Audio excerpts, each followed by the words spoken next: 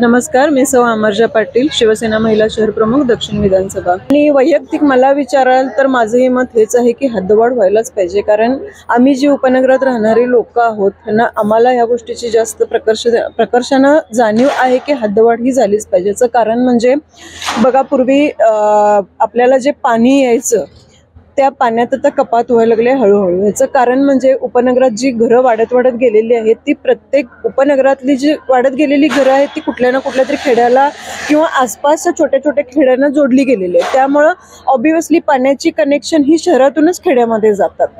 त्याच्या बरोबरीनं कचऱ्याचा उठाव खेडेगावात होत नाही। तीच लोक जाता जाता, जी लोक कोल्हापूरला, बऱ्यापैकी लोक कोल्हापुरातच येतात नोकरीसाठी, ती लोक जाता जाता तो कचरा कोल्हापुरात जाता जाता टाकून जातात।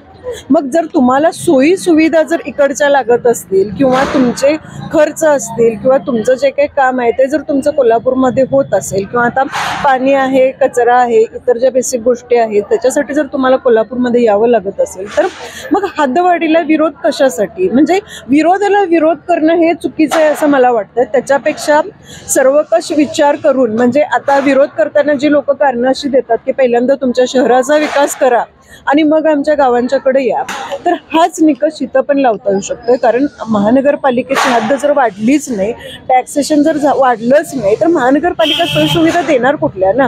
त्याच्यात भर म्हणून आजूबाजूच्या खेड्यातून जी लोक कामासाठी किंवा वैयक्तिक कामासाठी येत असतील, नोकरीसाठी येत असतील, मुलं शिक्षणासाठी येत असतील, त्यांचाही भार ऑब्व्हियसली महानगरपालिकेवर पडतोच की। मग हाच विचार त्या विरोध करणाऱ्या लोकांनी पण करावा आणि विरोधाला विरोध न करता हद्दवाढीला समर्थन त्यांनी पण द्यावं ही माझी विनंती आहे।